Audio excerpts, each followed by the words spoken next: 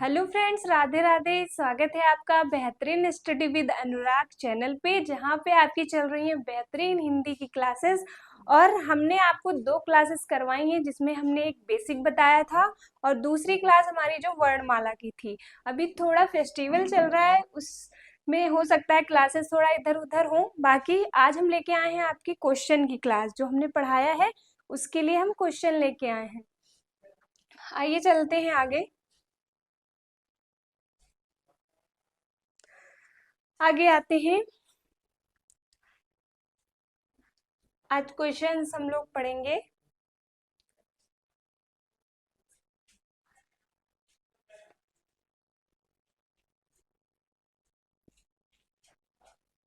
हिंदी। आज हमारे प्रश्न बहुत अच्छे अच्छे प्रश्न लाए हैं हम।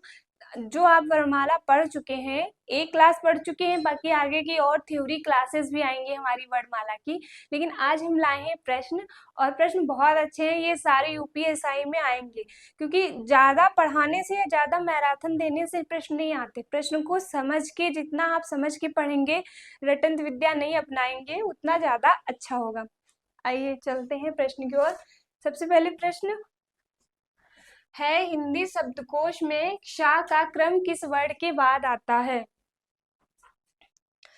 हमारा पहला जो प्रश्न है वो है कि हिंदी शब्दकोश में क्षा क्रम, ये जो छ है, यह किसके बाद आता है? तो किसके बाद आता है?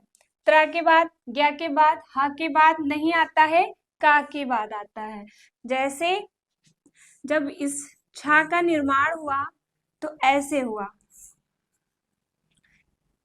इसमें का और ये मूर्धन्य वाली शा का प्रयोग हुआ। इनको मिला के हमारी कक्षा वाली शा का निर्माण होता है। तो हमारा पहला आंसर क्या हुआ? हिंदी शब्दकोश में शा का क्रम किस वर्ण के बाद आता है? तो का के बाद आता है। आगे चलते हैं।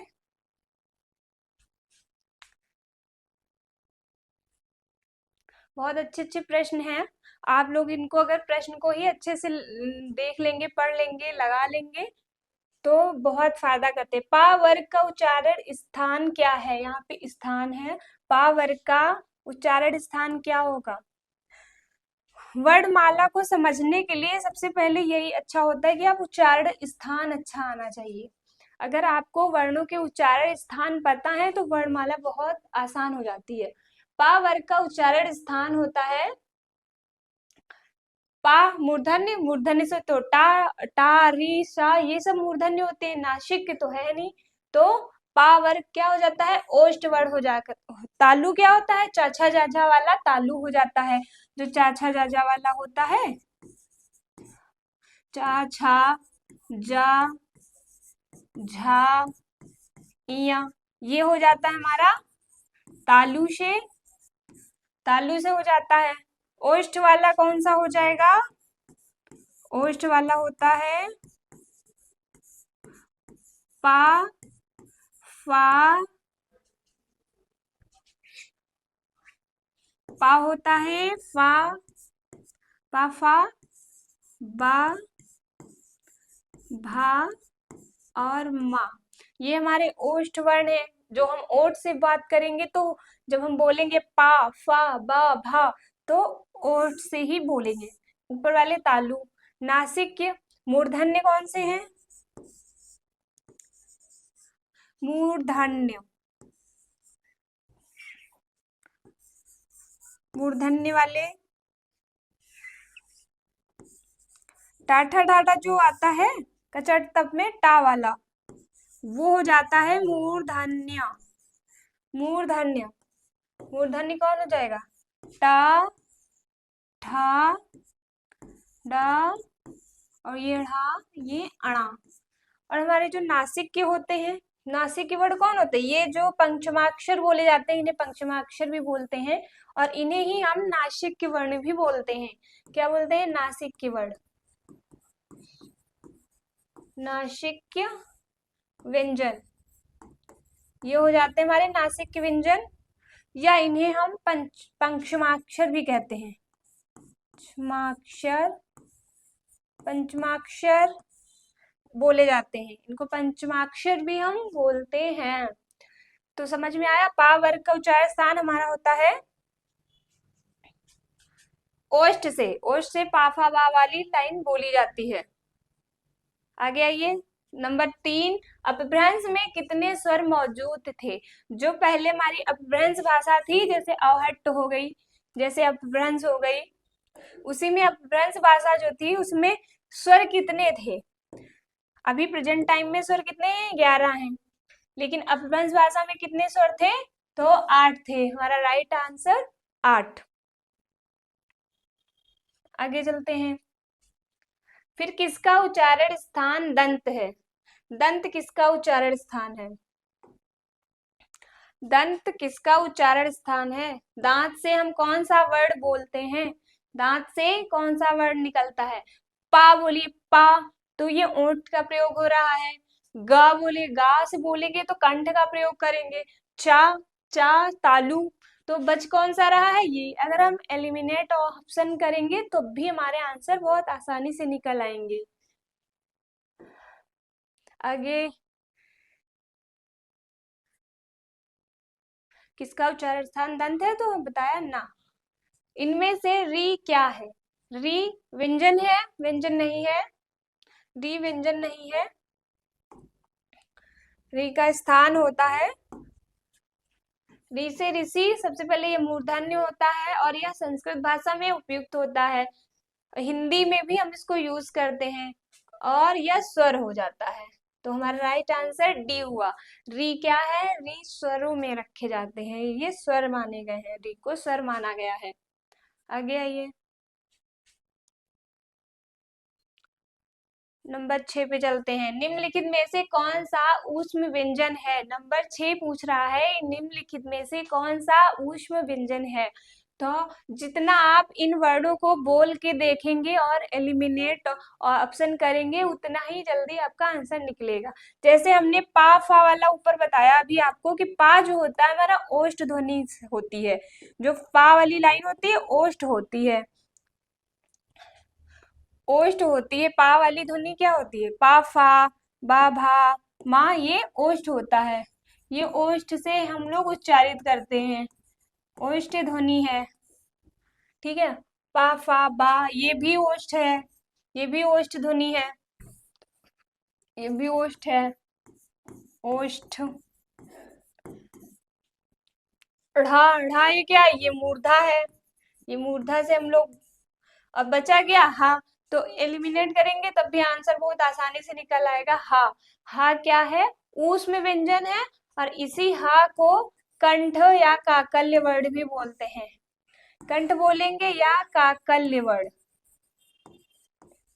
काकल्य वर्ण व्यंजन इसी को बोलते हैं। क्या बोलते हैं? काकल्य, हा को, ह, गले से थोड़ा नीचे के भाग से हा उच्चरित होता है।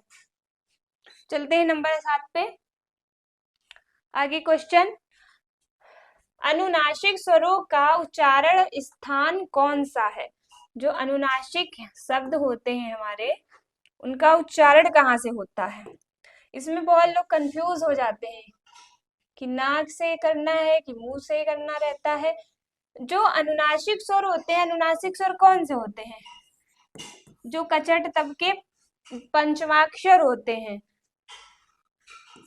इया हो गया, अंगा हो गया, अंग, इयाणा ना, और माँ।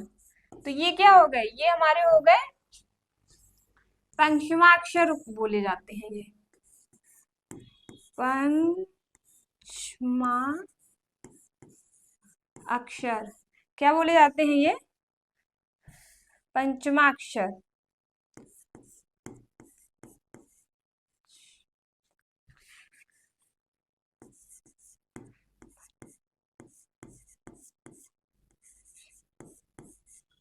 ये हमारे पंचमाक्षर बोले जाते हैं, और ये जो होते हैं इन्हीं को हम अनुनासिक बोलते हैं।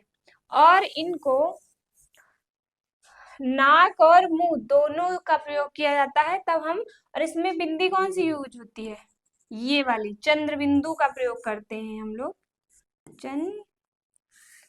चंद्र बिंदु का उपयोग किया जाता है। बिंदु, चंद्र बिंदु का प्रयोग किया जाता है। जैसे ये मुंह लिखा है तो मुंह अनुनासिक के अनुसार सही लिखा है, लेकिन यहाँ प्रश्न ये पूछा गया है कि नाक और मुंह से हम इनका उच्चारण स्थान पूछा गया, तो हम उच्चारण स्थान कहाँ से करते हैं? नाक और मुंह का प्रयोग करते हैं। चलिए आइए नंबर 8 पे चलते हैं। सीधे 15 क्वेश्चन आ गया, चलो ठीक है, इससे कोई मतलब नहीं, हमें प्रश्न से मतलब है, प्रश्न हमारा आना चाहिए। चलो, जिस स्वर के उच्चारण में दो मात्राएं लगती हैं उसे क्या कहते हैं? जो स्वर हैं और उनमें दो मात्राएं लग रही हैं उन्हें क्या संयुक्त स्वर बोलेंगे? नहीं। मूल स्वर? लघु स्वर? नहीं। मूल स्वर क्या होते हैं? मूल स्वर होते हैं आ, ई, उ और री, ये हो जाते हैं मूल स्वर। और संयुक्त स्वर कौन कौन होते हैं? संयुक्त स्वर होते हैं हमारे ए, आई, ओ, आओ, इन्हें हम संयुक्त स्वरों की संख्या में रखते हैं। और ये मूल स्वर हमारे 4 होते हैं, इनकी संख्या 4 होती है मूल स्वरों की। और लघु स्वर भी यही बोले जाते हैं, जो मूल स्वर बोले जाते हैं ये लघु स्वर बोले जाते हैं।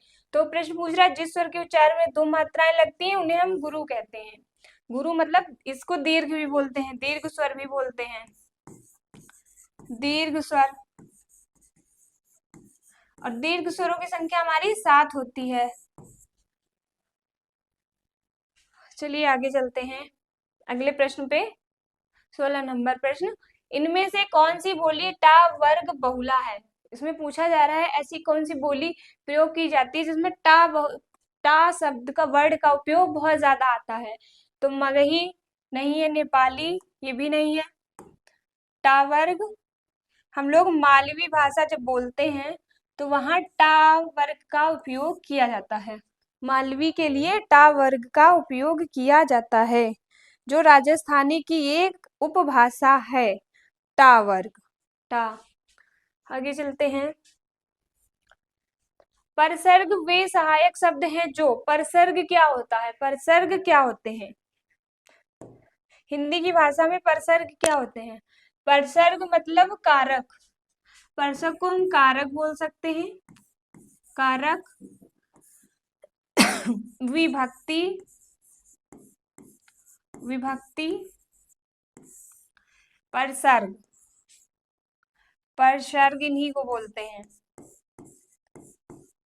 कारक। और हमारा कोई भी वाक्य होता है जो वो बिना कारक या परसर्ग के नहीं पूरा हो पाता है, क्योंकि परसर्ग लगाना ही। तो इसका जो आंसर वो क्या हुआ? शब्दों के बीच संबंध स्थापित करते हैं, या जो शब्दों के मध्य में आते हैं वो परसर्ग होते हैं? नहीं। या जो शब्दों के प्रारंभ में आते हैं वो परसर्ग होते हैं? ये भी नहीं सही है। जो विसर्ग से मिलते जुलते बनते हैं? ये भी नहीं, ये भी गलत है, ये भी गलत है, ये भी गलत है। हमारा सही कौन सा हो जाएगा? ये शब्दों के बीच संबंध स्थापित करते हैं। जैसे हमने कहा राम ने रावण को मारा, तो जो हमारा ये आया राम ने रावण को मारा, को मारा। अब इसमें आप बता सकते हैं कितने परसर्ग या कारक या विभक्ति का प्रयोग किया गया है? एक ये हो गया ने और एक ये हो गया को। तो इसमें राम ने रावण को मारा। आगे चलते हैं।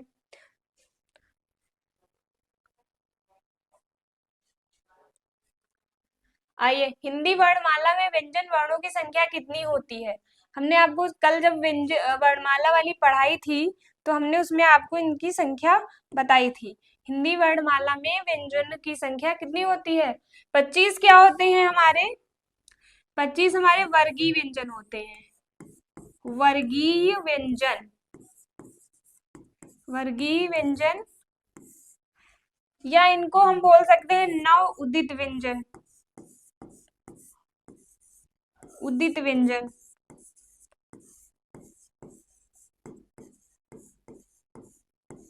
वर्गीय व्यंजन, नवोदित व्यंजन, ये भी गलत। ये वर्गीय व्यंजन है, ये भी गलत है। और हमारा जो आंसर है, हिंदी वर्णमाला में व्यंजन वर्णों की संख्या 33 होती है। व्यंजन वर्णों की संख्या कितनी है?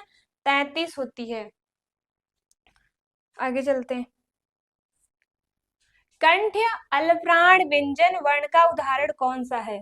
कंठ भी हो और अल्पप्राण भी हो, ऐसा वर्ड कौन सा है? इन चारों ऑप्शन में से ऐसा वर्ड कौन सा है जो कंठ भी हो और अल्पप्राण व्यंजन भी वर्ड भी हो? कौन सा है? पा, फा। इसके लिए हम पूरा लिख लेते हैं। जब तक आप लिख लिख के याद नहीं करेंगे, याद नहीं होगा। पूरी कचट तप वाली लाइन लिखनी पड़ेगी। इसको लिखिए, का, खा, गा, घा, और ये रहा अंगा।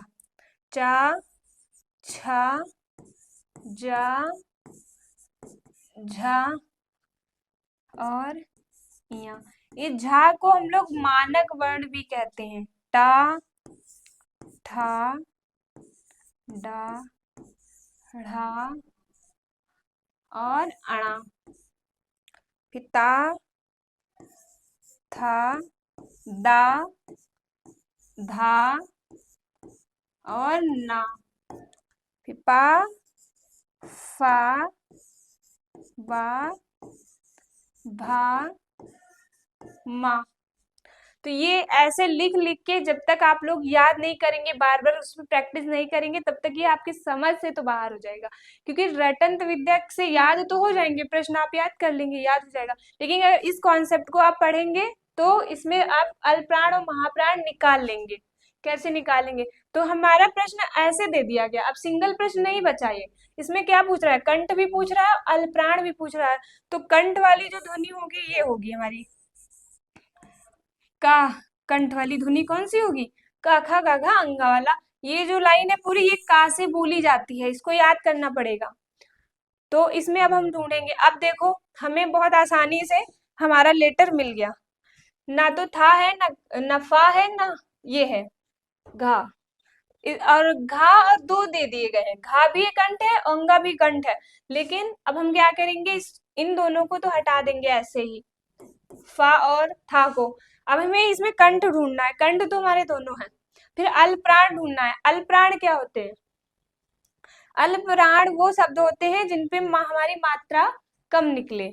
तो अल्पप्राण गिनने के लिए आप लोग यहाँ गिनती लिख सकते हैं, 1 2 3 4 5। और जो हमारे अल्पप्राण होते हैं उनकी संख्या होती है पहला, तीसरा, पांचवा।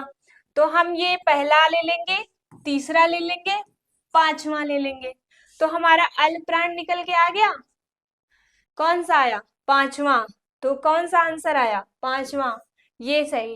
अब ये गलत हो गया घा, जबकि दोनों वर्ड ही कंठ से बोले जाने वाले हैं।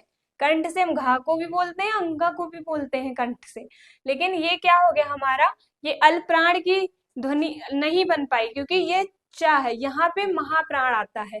जो हमारे दूसरे और चौथे होते हैं, ये हमारे वर्ड महाप्राण में आते हैं। महाप्राण मतलब बोलने में ज्यादा ताकत लगे, ज्यादा वायु बाहर आए, तो वो महाप्राण होते हैं। और जो अल्पप्राण होते हैं उसमें कम मात्रा लगती है और हम बहुत जल्दी बोल के निकल जाते हैं। जैसे क, ग, अंगा, बोल दिया, ताकत नहीं लगी। अब हम बोलेंगे खा, घा, तो इसमें टाइम लग रहा है, समय लग रहा है ना, इस वजह से ये हमारे अल्पप्राण और महाप्राण हो गए। इस तरह टेबल लिख लेंगे आप, और फिर अल्पप्राण और महाप्राण का डिवाइड करेंगे तो बहुत अच्छे से समझ आ जाएगी। और मुझे लगता है वर्णमाला को समझ के ही पढ़ना चाहिए, रट के नहीं पढ़ना चाहिए, क्योंकि इसमें बहुत हजारों क्वेश्चन बनते हैं। तो हमारा क्वेश्चन निकल आया, कंठ और अल्पप्राण व्यंजन वर्ड का उदाहरण कौन सा है? इसमें ये रहा। कौन सा है? अंगा।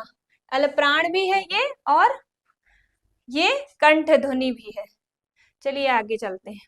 आई होप आप लोग को समझ में आ गया होगा। आगे चलते हैं।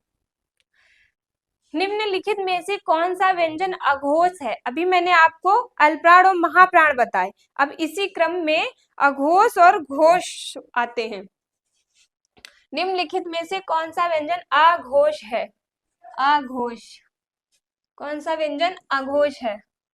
आइए जानते हैं कौन सा व्यंजन अघोष है। इसको भी हम उसी तरह समझेंगे। एक मिनट। जितनी अच्छी वर्णमाला आपको रटी होगी, याद होगी, उतनी ही अच्छे से आप लोग कर पाएंगे। आइए, कंठ, ये क्वेश्चन चेंज हो गया, आगे चलते हैं, 20 नंबर पे चलते हैं, 20 नंबर क्वेश्चन पे चलते हैं।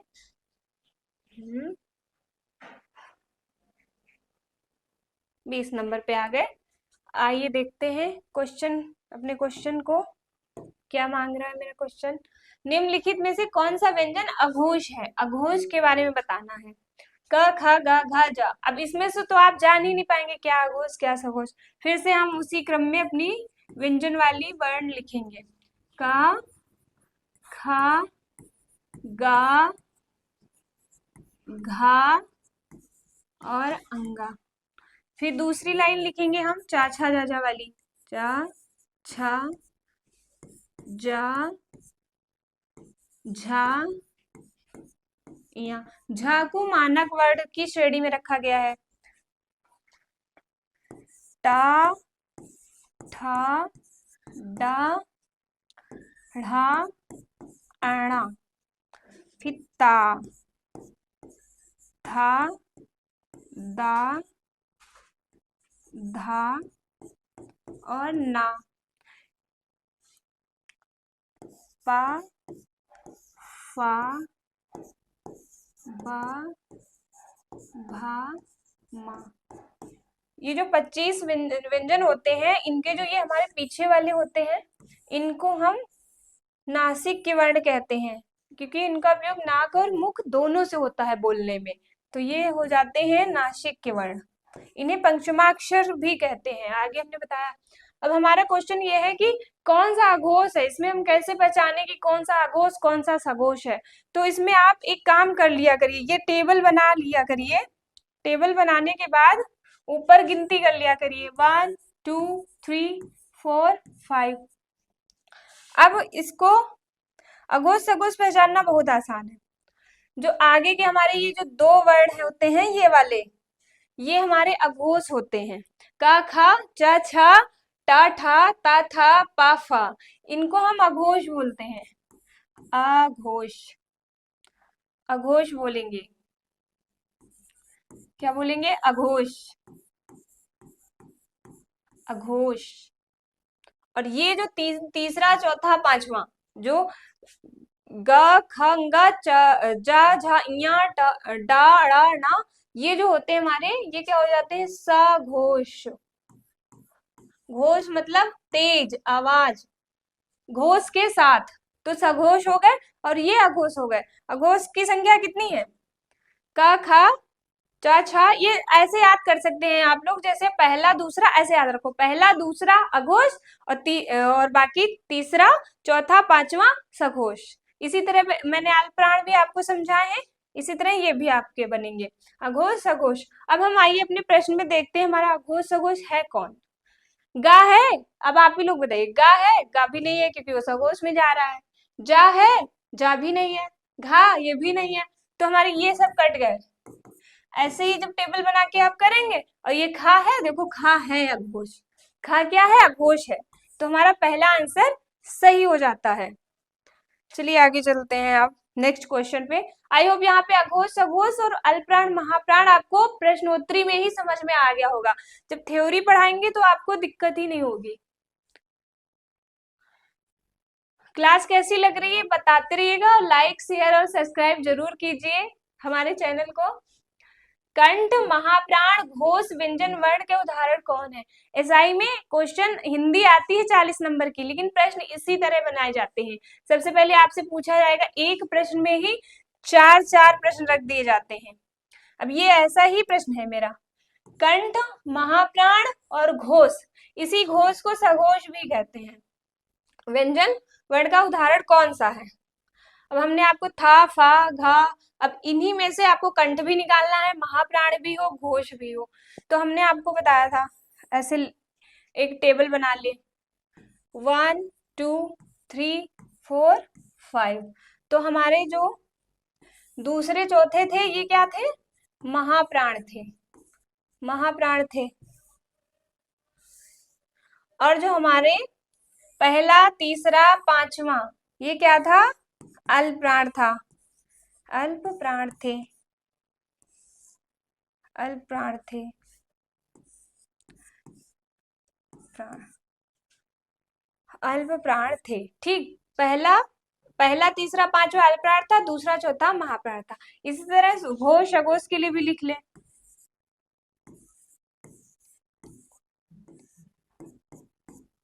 ये देखिए, तो हमारा पहला और दूसरा हमारा अघोष हो जाता है। अघोष अघोष तो बहुत आसान है पहचानना। सघोष, बस गिनती, इन गिनतियों का काउंटिंग का अगर आप ध्यान रखेंगे तो आपकी गड़बड़ नहीं होंगे। ये सघोष हो गए। अब इसमें पूछ रहा है कि कौन सा व्यंजन है जो, देखो महाप्राण, सबसे पहले आपको उसी तरह टेबल भी बनानी पड़ेगी। ऐसे काखा गागा वाली टेबल बना लिया करिए। गा घा अंगा, आपने टेबल बनाई। घा, अब ये जो घा है ये किसमें आएगा? दूसरा, और दूसरा आएगा और ये चौथा आएगा। तो इसमें पूछना महाप्राण, तो हमारा घा क्या है? महाप्राण है। चलिए एक बार टेबल बना के फिर से सीखते हैं। टेबल बना के सीखते हैं तो जल्दी आंसर मिल जाता है। खा गा घा गा चा छा जा झा इया,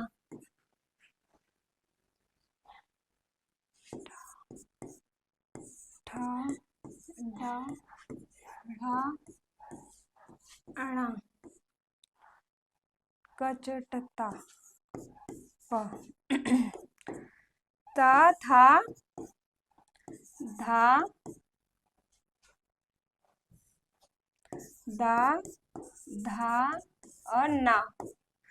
टेबल बना बना के बार बार अगर आप पढ़ेंगे तो बार बार अच्छे से याद भी हो जाता है। पा फा बा भा और मा, ये हमने बना लिए टेबल। इन्हीं से आप अघोष और सघोष की पहचान करेंगे। जैसे इसमें पूछ रहा है कंठ कौन सा है, कंठ तो हमारा यही है। क्वेश्चन तो हमारा यही था, लेकिन फिर भी हम देख लेते हैं। का खा गा गा, कंठ कौन सा हो गया? ये वाली लाइन कंठ है। फिर पूछ रहा महाप्राण, महाप्राण हमने बताया था आपको दूसरा, दूसरा हमारा कौन सा लेटर होगा? दूसरा और चौथा, दूसरा और चौथा क्या हो जाते हैं? महाप्राण हो जाते हैं। तो इसमें जितने भी आ रहे हैं फा, ये भी महाप्राण है, लेकिन ये कंठ से नहीं है, इसीलिए ये आउट हो जाएगा क्वेश्चन। फिर गा, गा क्या है? ये हमारा अल्पप्राण है, ये वैसे भी नहीं आएगा। उसके बाद था को देख लेते हैं। था है तो महाप्राण, लेकिन ये कंठ से नहीं है था वाला, तो ये भी गलत हो गया। तो बचा कौन सा हमारा आंसर? हमारा आंसर बचा घा। ये सही है, ये कंठ से भी बोला जा रहा है और ये महाप्राण भी है और घोष भी है। घोष, श घोष घा, हाँ बिल्कुल घोष भी है। तो ये प्रश्न क्लियर हो गया हमारा घा, सही है। ठीक, आगे आइए, आगे चलते हैं। अब एक लिस्ट दी गई है आपको वर्णों की, गा गा डा ठा टा, इनमें कितने अघोष व्यंजन हैं? तो आप पहले वाली स्लाइड पे चलते हैं। अच्छा, लिखना ही पड़ेगा, देखते हैं दोबारा लिख के फिर से। आइए, अब इसमें हम पहचानेंगे कि हमारे जो 22 नंबर में प्रश्न पूछा जा रहा है कि ये इनमें कितने अघोष व्यंजन हैं। अभी फटाफट जांच करते हैं कितने अघोष व्यंजन हैं। आइए, का खा गा घा अंगा चा छा जा झा इया, फिर टा सॉरी टा ठा डाडलिया अड़ आ ढक्कन और अणा, फिर उसके बाद ता, था, दा, धा, ना, पा, फा, बा, भा, मा। तो इसमें अब हम अपनी लिस्ट को बहुत अच्छे से पहचानना शुरू कर देंगे। आप जब पढ़ रहे होंगे, पढ़ते पढ़ते ये वर्णमाला बनाएंगे तो आपको खुद रट जाएगी, पढ़ जाएगी। तो इसमें घा, गा, डा, अड़ा, ठा, ता, इनमें कितने अघोष व्यंजन हैं हमने अभी आपको आगे ही बताया है कि जो अघोष होते हैं वो हमारे पहला और दूसरा अघोष होता है। एक तो पहला नंबर लिख लीजिए, दूसरा नंबर लिख लीजिए। पहला और दूसरा क्या होता है? अघोष होता है। पहला और दूसरा अघोष। तो पहला दूसरा अघोष, तो आइए जानते हैं कौन कौन लेटर आ रहे हैं इसमें से। कौन कौन? ता, ये सही है, ये हमारा अघोष है। फिर ठा, ये भी अघोष है। फिर आगे आइए, डा अघोष है? नहीं, ये गलत। डा तो हमारा सघोष में आएगा। फिर आगे आइए, गा अघोष? नहीं, ये भी गलत है। ये सघोष हो जाते हैं। घा, ये भी गलत। तो हमारे जो व्यंजन है उनमें कितने जो है अघोष, इतने वर्णों में कितने अघोष थे? केवल दो। केवल दो। जो दो थे वो हमारे अघोष हैं। पहला और दूसरा अघोष वर्ण माना जाता है। पहला और दूसरा क्या माना जाता है? अघोष वर्ण। चलिए, आई होप आप लोग को समझ में आ रहा होगा प्रश्न। फिर तालव्य महाप्राण घोष वर्ण का उदाहरण कौन सा है? मतलब तालव्य तालु से भी बोला जा रहा हो, महाप्राण भी हो और घोष भी हो। इसी घोष को सघोष भी बोलते हैं। या तो आप घोष बोलिए या सघोष बोलिए, एक ही बात होती है। तो तालव्य वर्ण कौन से होते हैं? क, च, ट, तप। जैसे फिर से लिख लिख के ही समझ में आएंगे और लिख के ही याद होते हैं। ये रटन विद्या पे नहीं चलते और इनको आपको बार बार लिखना पड़ेगा, बार बार याद भी करना पड़ेगा। चा, छा, जा, झा, इया, टा, ठा, डा, ढा, अणा, फिर ता, था, दा, धा, ना, पा, फा, बा, भा, मा। अब ये हमने टेबल इस प्रकार लिख ली फिर से। फिर अब हम इसमें देखते हैं कौन वर्ड किससे बोला जाता है। आइए जानते हैं कौन से वर्ड किससे प्रयोग किए जाते हैं। आइए जानते हैं। सबसे पहले कंठ, कंठ्य, कंठ व्यंजन होगा। कच्चा, तालु, तालु ये हो गया। टा हो गया मूर्धा या मूर्धन बोलिए। फिर कचरता मूर्धा। फिर ये हो जाते हैं हमारे दंत, दंत। कौन से वर्ण हो गए ये? दंत। ये दंत से बोले जाते हैं। और ये हो गए ओष्ठ। एक आप लोगों से मेरा प्रश्न है कि जो दंत ध्वनि है क्या उससे स्वर बोले जाते हैं? जो हमारी दंत ध्वनि है, दंत से स्वरों का उच्चारण होता है क्या? ये क्वेश्चन है, बताइएगा। दंत ध्वनि से स्वरों का उच्चारण होता है या नहीं? ये बताइएगा प्रश्न। दंत, जो दंत हमारा उच्चारण स्थान है, दंत उच्चारण स्थान से स्वरों का उच्चारण स्थान होता है कि नहीं? सारी उच्चारण स्थान से होता है, बस हमारा जो दंत होता है, दंत से हमारा कोई स्वर का उच्चारण स्थान नहीं होता। ये मैंने एक जनरल प्रश्न पूछा आपसे। चलिए आइए वापस आते हैं अपने प्रश्न पे। तालव्य महाप्राण सघोष वर्ण का उदाहरण कौन सा वर्ण है? तालव्य हो, तालव्य कहाँ गया? तालु, यहाँ पे आइए, तालु। अब इसमें हम ढूंढेंगे कौन सा? चा, छा, जा, झा, इया। ये हमारे झा है और छा से छाता है और झा है। ये हमारे तालव्य हैं। हमें तीन वर्ड मिल रहे हैं जो हमारे तालु से बोले जा रहे हैं। और घा ये तो है ही नहीं क्योंकि ये कंठ वर्ण है। और ये 3 वर्ड हैं जो हमारे तालु से बोले जा रहे हैं, तो हमें एक का हिसाब मिल गया। फिर महाप्राण, महाप्राण मैंने आपको बताया था कि दूसरा और चौथा, दूसरा और चौथा महाप्राण। तो इसमें क्या हुआ, ये जो है जा और झा, इया, इया कट गया और झा भी कट गया, बचा कौन सा हमारा, बच रहा है हमारा झा। जो झा हुआ ये हमारा चौथा है, क्योंकि चौथा हमारा महाप्राण होता ही है, तो ये सही हो गया। अब सघोष गिनने की जरूरत भी नहीं थी, क्योंकि हमने बताया था तीसरा, चौथा, पांचवा हमारे सघोष वर्ण होते हैं। तो इस तरह से टेबल बना के हमने आसानी से निकाल लिया, और दिमाग भी अच्छे से चल गया कि कौन सा कहाँ से बोलते हैं। का खा गा गंगा कहाँ से बोलते हैं, चाचा जाजा यहाँ हम तालु से बोलते हैं, टाठा डाडा आड़ा मूर्धा से बोलते हैं, और दंत ध्वनि हमारी कौन, दंत उच्चारण स्थान ता था दा धा ना, दंत ओष्ठ से क्या बोलते हैं, पा फा बा भा मा। चलिए, आई होप क्लास आप सभी को अच्छी लग रही होगी, क्योंकि मैं पूरी तरह से प्रयासरत हूं आपको समझाने में।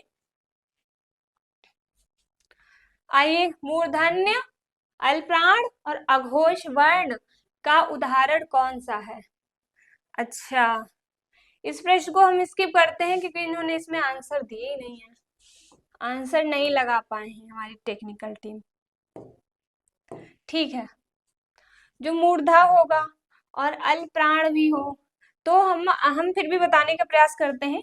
इसमें आपको टा, ठा, डा, ढा, टाठा डाढ़ा अड़ा वाली लाइन का हम प्रयोग करेंगे, जिसमें हम हमारे मूर्धा ये हो गए, और अल्प्राण और अघोष पूछ रहा है, तो ये दोनों हमारे अल्प्राण आ जाते हैं टाठा, और यही हमारे अघोष भी हैं, क्या है, अल्प्राण।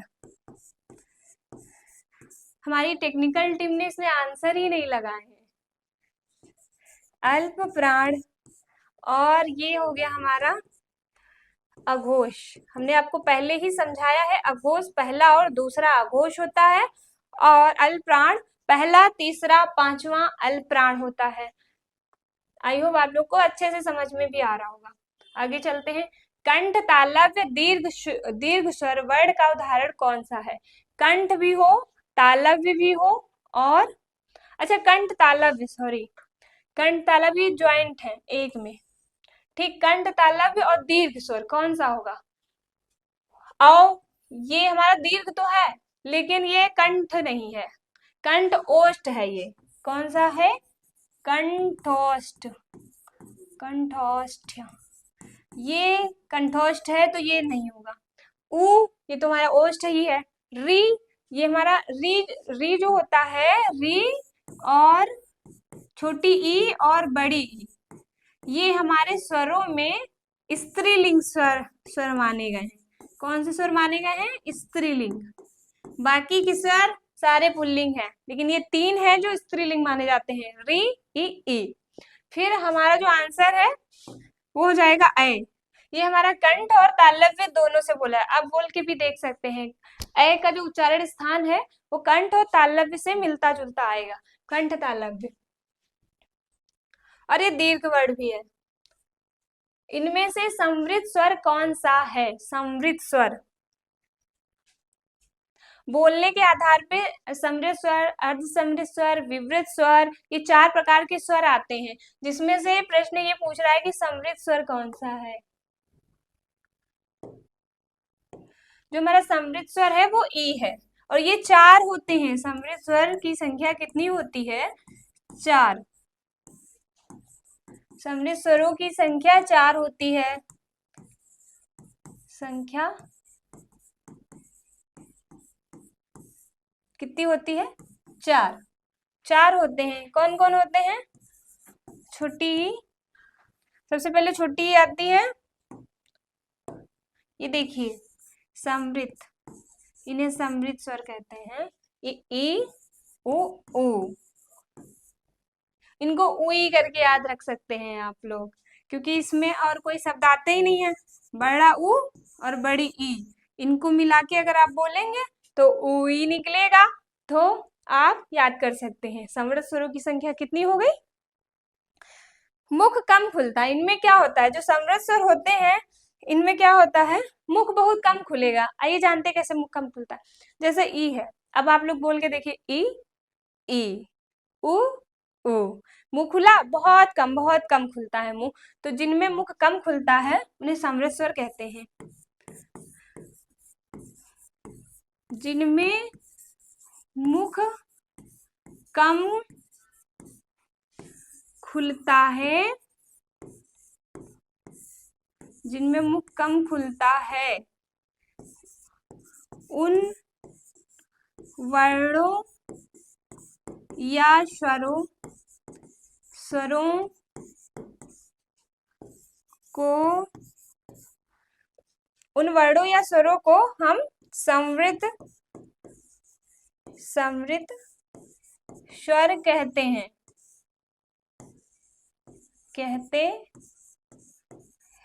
आई होप आप लोग को क्लास अच्छी लग रही होगी। कमेंट जरूर करिएगा और हमारे चैनल को सब्सक्राइब भी करिए। आइए, इनमें से किस शब्द में री की मात्रा का उपयोग हुआ है? इस प्रकार के भी प्रश्न बहुत अच्छे आते हैं। आइए जानते हैं। वृष्टि, सबसे पहले है वृष्टि, फिर रिपु, फिर क्रिया, फिर वर्षा। इसमें क्या हुई है, ऊपर वाली रा लगी है, ऐसे वाली उड़न वाली रा। और इसमें कौन सी रा लगी है, ऐसे वाली रा। और रिपु, ये तो पूरा ही वर्ड है। और जो हमारा आंसर है ये वृष्टि है। वृष्टि क्या है, ये आधा होता है, तो ये यहाँ पे यूज किया गया। जैसे दृष्टि, दृष्टि, तो इसमें ये जो लगी है री लगी है, री की अधिमात्रा, ये वाली री का उपयोग किया गया है। चलिए, तो हमारा आंसर क्या हो गया, ए। वृष्टि में री का अच्छे से हमने प्रयोग किया है। आगे चलते हैं। इनमें से चा वर्ग के वर्णों का उच्चारण स्थान कौन सा है? चा वर्ड जो है उच्चारण स्थान, अब तो आप लोग खुद ही बता सकते हैं, मैंने इतना समझा दिया है। इनमें से चा वर्ग के जो वर्ण है का उच्चारण स्थान कौन सा है? चा, तालु, कंठ से का वर्ग, कंठ से हम लोग क्या बोलते हैं, का वर्ग, का वर्ग बोलते हैं। मूर्धा से हम लोगों का टा वर्ग बोला जाता है, टा वर्ग बोला जाता है। दांत से क्या बोलते हैं हम लोग, ता वर्ग, ता वर्ग हमारा दांत से। जब भी बोल के देखेंगे तो आपके मुख के अलग अलग भागों का प्रयोग होगा। आगे चलते हैं। कंठ अल्पप्राण व्यंजन वर्ण का उदाहरण कौन सा है? कंठ भी हो, अल्पप्राण हो, तो मैंने आपको आगे समझाया है सारी टेबल बना बना के। उसी प्रकार यहाँ भी समझेंगे। घा क्या है, ये अल्पप्राण तो है ही नहीं, अल्पप्राण हमने पहला और दूसरा बताया है। तो कंठ, कंठ तो पहला का वर्ग कंठ होता ही है हमारा, का वर्ग जो होता है हमारा कंठ होता है। कंठ हो, अल्पप्राण हो, तो पहला दूसरा, जैसे का, खा, तो इसमें क्या हो जाएगा, गा भी नहीं होगा, एलिमिनेट करते जाओ, गा भी नहीं होगा। ता था, देखो ता था आता है, ता था आएगा, पक्का है, था आएगा। पा फा, पा फा, ता था, दा धाना। इसमें दो आंसर क्यों लग रहे हैं मुझे, फा भी लग रहा है, देखो पा और फा है ना, पा और फा, और ता था, है ना, दो आंसर लग रहे हैं। चलिए एक ही आंसर रखेंगे हम इसका, एक हटा देते हैं आंसर।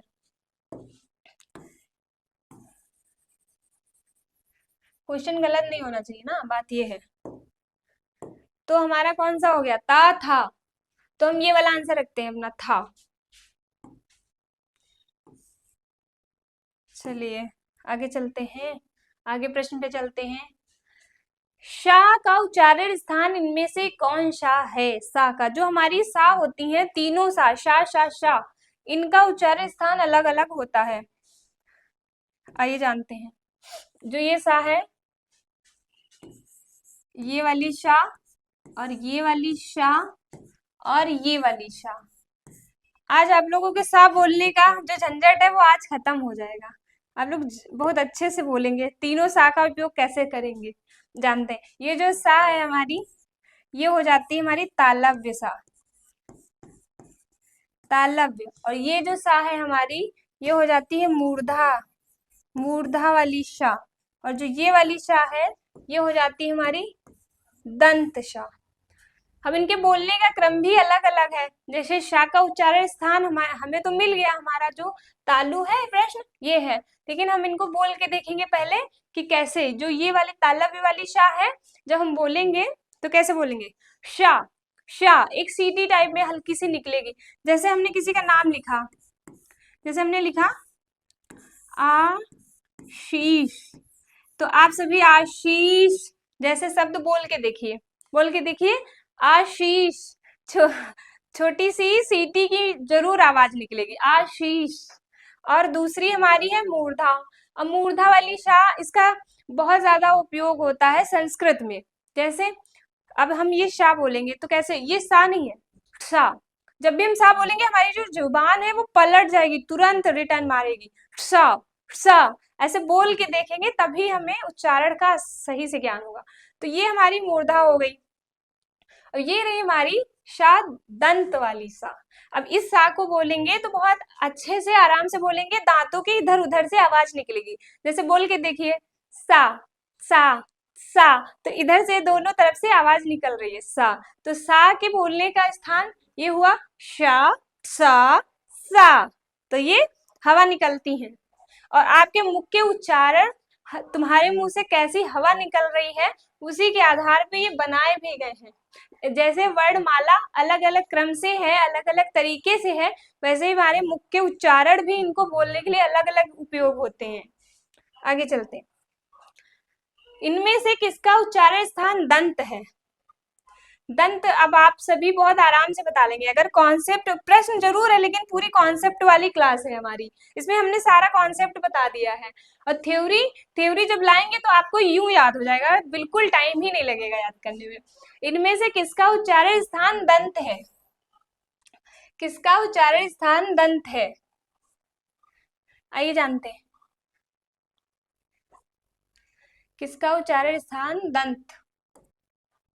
दंत, दांत के पास से जो वर्ण गुजरे उसे दंत ध्वनि कहेंगे। जैसे गा, गा क्या हो गया, कंठ हो गया, ये तो हम आपको पहले बता चुके हैं। पा ओष्ठ हो गया, ओष्ठ हो गया, ओष्ठ उच्चारण स्थान हो गया इसका। और ता क्या हो गया, ये चा क्या हो गया, ये तालु, ये तालु हो गया। बचा क्या, ये एलिमिनेट ऑप्शन, तालु। आगे चलते हैं। इनमें से कौन से व्यंजन अंतस्थ व्यंजन है? अंतस्थ व्यंजन, छत्रज्ञा, ये क्या है, संयुक्त व्यंजन। ये किसी से मिलके बने हैं, ऐसे बने ही नहीं, संयुक्त व्यंजन। संयुक्त व्यंजन क ख ग घ, ये कंठ है, कंठ व्यंजन, कंठ व्यंजन। और ये पापा बाबा ओष्ठ व्यंजन, ओष्ठ व्यंजन। अब बच रहा है, एलिमिनेट कर दिया फिर से हमने, आ गया यारा लावा, ये क्या हो गए, अंतस्थ व्यंजन। आगे चलते हैं फटाफट। 44वां प्रश्न है, इनमें से किन वर्णों को व्यंजन कहा जाता है? बताइए, व्यंजन किन वर्णों को कहा जाता है? आपको स्वर वाली क्लास हमने जब बताई है उसमें हमने व्यंजन और स्वर बताए हैं। इनमें से किन वर्णों को व्यंजन कहा जाता है? जिनका उच्चारण स्वरों के, स्वर, इसको हटा दो, स्वरों की सहायता से किया जा सके, जो बालाघात हो, जिन पे बल लगता हो, जिनका उच्चारण संभव नहीं हो, ये भी गलत है, ऐसा हो ही नहीं सकता। जो कठिनता से उच्चारित हो, ये भी नहीं है। आगे चलते हैं, बच्चे दो ऑप्शन मेरे पास, जिनका उच्चारण स्वरों की सहायता से हो। कल मैंने आपको बताया था कि व्यंजन स्वतंत्र नहीं है, परतंत्र हैं, क्योंकि ये सहायता से बोले जाते हैं, स्वरों की सहायता से। हमारा यही क्वेश्चन आंसर सही हो जाएगा। इनमें से कौन सा व्यंजन ऊष्म व्यंजन है? ये हमने कौन सा व्यंजन बताया था आपको, डाटा, ये जो है हमारे मूर्धा वाले हैं, मूर्धा व्यंजन है। ये हो जाता है दंत, ये वाला मूर्धा, ये वाला मूर्धा। तुम्हारा राइट आंसर कौन सा हो जाएगा?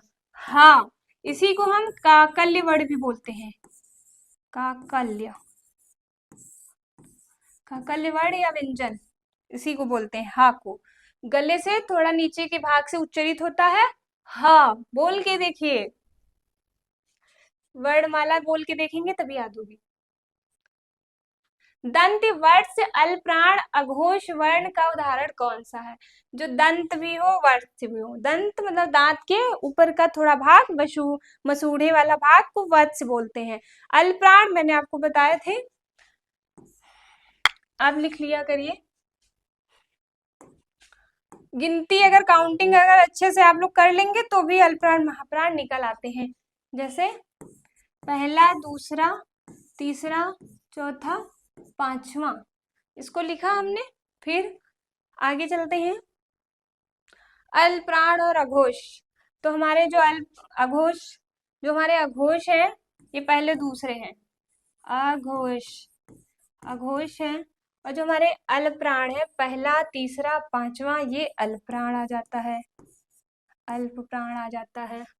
फिर क्या पूछ रहा है? दंत वर्ष, दांत से बोले जाए तो इसमें दंत वाली जो ध्वनि है उसको आप लिख लीजिए, दांत से जो बोले जाते हैं, दांत से जो बोले जाते हैं क च ट ता, दंत ध्वनि ता वाली, ता, ता, था, था, दा, धा, ना, दंत ध्वनि लिख लीजिए। अब इसी में अघोष कौन हो गए? पहला, ता था अघोष हो गया, तो इसमें हमारे अघोष निकल आए। ठीक है, ता ही है और कोई नहीं, इसमें ता ही आंसर सही है हमारा। फिर भी हम चेक करते हैं, दंत वर्ष, दांत से तो बोला ही जाता है, ये वाला उच्चारण स्थान का दंत है, ये भी सही हो गया, दो सही हो गए हमारे। अब अल्प्राण, अल्प्राण भी सही हो गया, मेरा क्वेश्चन यही सही है, डी वाला आंसर सही है। आगे चलते हैं,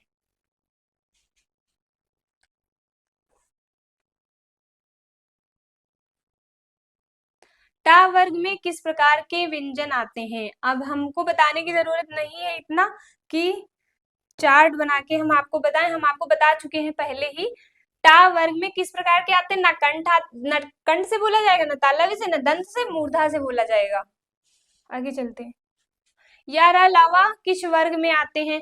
अभी आपको आगे हमने बताया, या रा लावा, या रा लावा बहुत हल्के वर्ण होते हैं, ये या रा लावा फट से बोले जाते हैं, इनको हम अंतस्थ व्यंजन बोलते हैं। आगे चलिए, शा ध्वनि का उच्चारण स्थान में से कौन सा है? शा, शा तालव्य, तालव्य जो है तालु से बोला जाता है शा, शा, तीनों शा अलग अलग उच्चारण स्थान होते हैं इनके, तो ये वाली शा हमारी तालव्य बोली जाती है। ओष्ठ अल्प्राण घोष वर्ण का उदाहरण कौन सा है? जो ओष्ठ हो, इसमें ओष्ठ कौन से? सारे ही हैं ओष्ठ, पाफा बाभा सारे ओष्ठ हैं, लेकिन अल्प्राण, अल्प्राण मैंने आपको बताए थे, पहला, तीसरा, पांचवा अल्प्राण।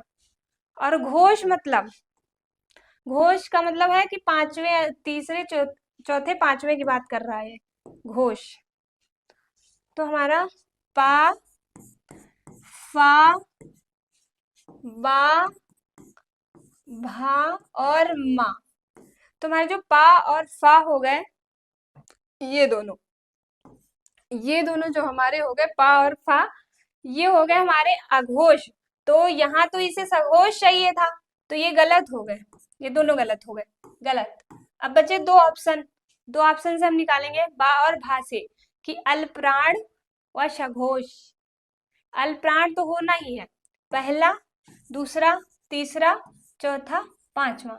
तो हमने आपको क्या बताया था कि अल्प्राण हमारे होते हैं पहला, तीसरा, पांचवा, मिल गया लेटर। हमारा बा जो है यही है, ये सघोष भी है और अघोष भी है, अल्प्राण सॉरी सघोष है, ओष्ठ भी है और अल्प्राण भी है। चलिए आगे चलते हैं, इनमें से किसका उच्चारण स्थान ओष्ठ है? इतना हमने उच्चारण स्थान आज बताया है, आप लोग ऐसे ही बता सकते हैं कि उच्चारण स्थान है क्या इसका। गा कंठ से, ता दंत से, चा तालु से, पा, इसका जो राइट आंसर होगा पा होगा, डी। आगे चलते, इनमें से कौन सा व्यंजन संयुक्त व्यंजन का उदाहरण है?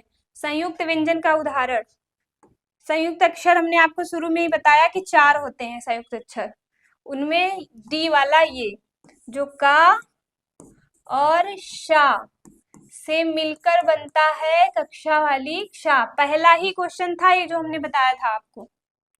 आगे चलते हैं। नेक्स्ट क्वेश्चन, हिंदी भाषा कौन सी लिपि में लिखते हैं? जो हिंदी भाषा है कौन सी लिपि है?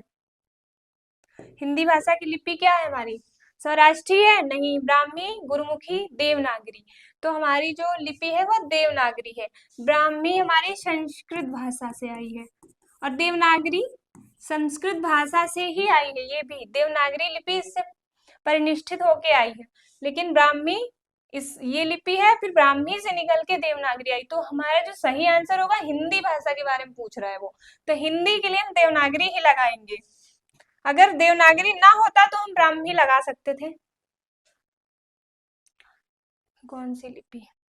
इनमें से बा की ध्वनि कौन सी है? बा हम कहाँ किससे बोलेंगे? मुख के कौन सा उच्चारण स्थान से हम बा का उपयोग करेंगे? ऊष्म नहीं है, दंत ये भी नहीं, ओष्ठ। ओष्ठ। छा ध्वनि का उच्चारण स्थान कौन सा है? दंत है, ओष्ठ है, कौन सा है बताइए? कंठ से तो हमारा का वर्ग बोला जाता है, कंठ। वर्ष से इसमें मसूड़े वाली यूज होती है, इसमें कोई दिक्कत। दंत से ता वर्ग है, ओष्ठ से का वर्ग है, तालव्य। तालव्य चाचा चाचा अंगा, चाचा चाचा इया, चाचा चाचा इया। आगे चलते हैं अपने क्वेश्चन, नेक्स्ट क्वेश्चन पे।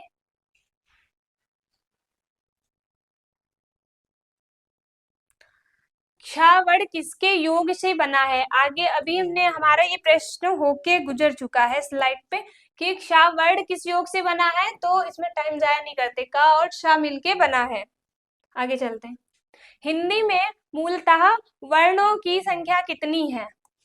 ये प्रश्न उठता है और जो नई नई किताबें आ रही हैं उसमें भी संशोधित होके आ चुका है कि 53 वर्ण होते हैं, लेकिन 53 नहीं होते हैं। जो मानक भाषा वैज्ञानिकों ने जो मानक हमारी ध्वनियां दी हैं वो 52 ही हैं। आगे चलते हैं। इनमें से अमानक वर्णों का विकल्प कौन सा है? अमानक वर्ण अ, भा, रा। अमानक वर्ण इसमें कौन है? झा। झा को अमानक वर्ण में रखते हैं, झा को अमानक वर्ण में रखते हैं। झा, ये नहीं, झा। अमानक वर्ण कौन सा होता है? झा। इनके बनाने का क्रम पहले दूसरा होता था।